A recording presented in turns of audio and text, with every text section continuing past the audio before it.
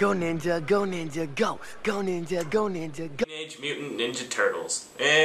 Cowabunga, dude! Alright, Teenage Mutant Ninja Turtles. The Turtles are back on the big screen with Michael Bay directing. Oh, no, he's producing. Thank goodness, because then we'd have Transformers 5 on our hands. And that would kill the Turtle franchise. But it's back, different director, everything's all fine and dandy.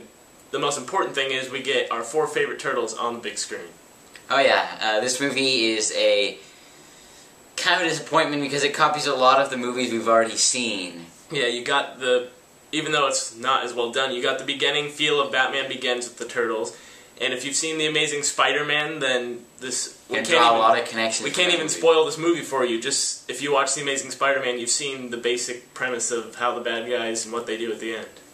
This movie basically tells the origins, a lot like Batman Begins, and then it sets into the story of the movie.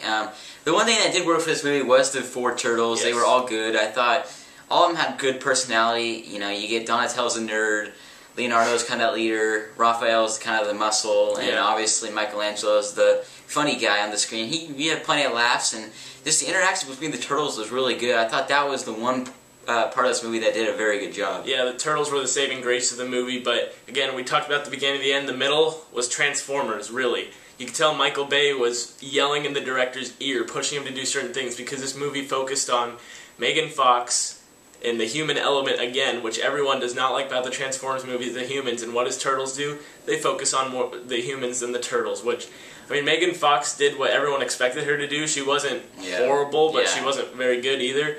And then I thought Will Arnett would be the saving grace of this movie, but his character was just goofy. I mean, he was just kind of weird and creepy. Honestly, he was kind of a pointless character in this movie. I don't know why he was there. I like Will Arnett a lot. I think he's still pretty funny in this movie, but again, yeah, you're right. He wasn't a very big part. Could have had Casey instead of him. There's no Casey Jones in the movie. Yeah. Why have this whole news team's in the movie that doesn't matter, and there's no Casey, which I kind of was disappointed in. Yeah, and you know, there's a lot of the scenes, especially, you're right about that middle part. The one scene that kind of, I'm not going to spoil it, but is a scene where they're in that snowy region. Yeah, you've seen it in the that lasts for a very, very, very long time. Now, it's not boring, but I thought it was a good action scene when I was watching. I was like, alright, this is pretty cool. And then it kept going. More bad guys showed up, and I was like, this is Transformers. Shaky cam whenever the Turtles are doing something, and action scenes that go about 10 minutes past what they should have.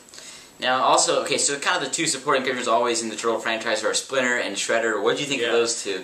Splinter, I thought was okay. I didn't love how the CGI looked. I thought it could have been a little more detailed, but I liked his overall persona in the movie. He didn't have a big role, which he didn't need. But Shredder I had a problem with because I didn't know why he wanted to do what he was doing, except that he was a bad dude, and they gave him 0 personality. You barely saw his face, he was just in the shadows, then all of a sudden he's Mecha Shredder, no point to what he was doing. Yeah, and he was in this giant suit thing. I felt like, I mean, Shredder's obviously in a suit, but I think more of a human element to him. I thought the suit was kind of stupid. He looked like a robot to me. Yeah. He's always in it, too. Yeah. Turtles are doing something, trying to stop the overall plan, and he just shows up every time. Yeah, and you're right. I mean, he didn't have much persona. He wasn't the main leader in this movie. No. He wasn't the main leader. In fact, you know, he was the kind of the supporting guy, kind of the muscle. Yeah, it was very weird that he wasn't the main villain. They gave him like 0 story as to why he was doing it. But we were supposed to we were supposed to care when he was fighting the Turtles that what he was doing. We didn't care at all because you gave him no backstory or personality. Yeah, and for me, Splinter, he was everything, you know, for me at least, he was good. I mean, the CGI was a little weird again, but his character was fine. Yeah, I mean, he looked the part, he looked good, and he was fine. I mean, really wasn't any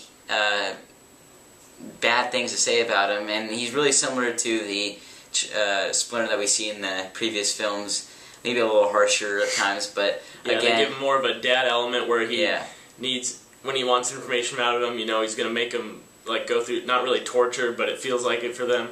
So he has more of a dad element to him, which I didn't mind. I thought, you know, whatever, he's trying to watch and take care of them.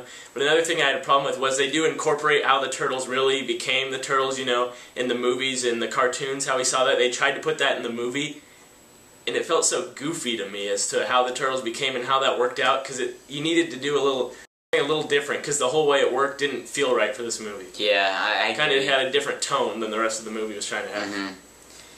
Alright, so this movie, again, is a little bit disappointing for Turtles fans. It's safe to say probably the originals are better. Not the third one. Yeah, except for the third one. But, I mean, this movie, the Turtles do work for it. You're going to enjoy that part if you watch this movie. Yeah, the chemistry they have is really good. Yeah, but overall, the story just doesn't do a very good job. I felt like it was way too, choppy. They switched to different movies that we've already seen pretty much. Some of the characters were very underdeveloped. And, overall, I mean, it didn't do it for me as a Ninja Turtles fan. I'm going to have to give this movie a 5.5 out of 10. It's a very mediocre film. It's nothing special. I really suggest if you are a Ninja Turtles fan, stick to the originals. Yeah, I'm not as big on the movies of the originals. I only really liked the first one. The second one I thought was okay. I didn't care for the third one at all. I really liked the TV show from the 80s and even the modern ones too. So I was, a little bit excited to see this movie, but when I saw the trailers, the Turtles looked weird and I was worried about them. I don't know why I was worried about the Turtles. They were the best part. Everything else, the writing for the humans was awful. The acting was pretty bad. The whole story around it, again, we've seen it all before, the story, the plot. I'm going to go a little lower. I'm going to go 4.75 out of 10 because it's mediocre, but then some parts of it you just don't want to watch anymore. Yeah, again, kind of a disappointment, but again, it's still Ninja Turtles. I think if you're still a fan, you should still see this movie. It's nothing special, but you'll probably forget about it after a little bit. Yeah, if you're a diehard fan of the Ninja Turtles, I'd say you might want to check it out just for the Turtles. Otherwise, watch it on Redbox. You'll kind of enjoy it at home then. So for J&J Reviews, if you liked what you've seen here, click the like button down below for more J&J Reviews. Signing out.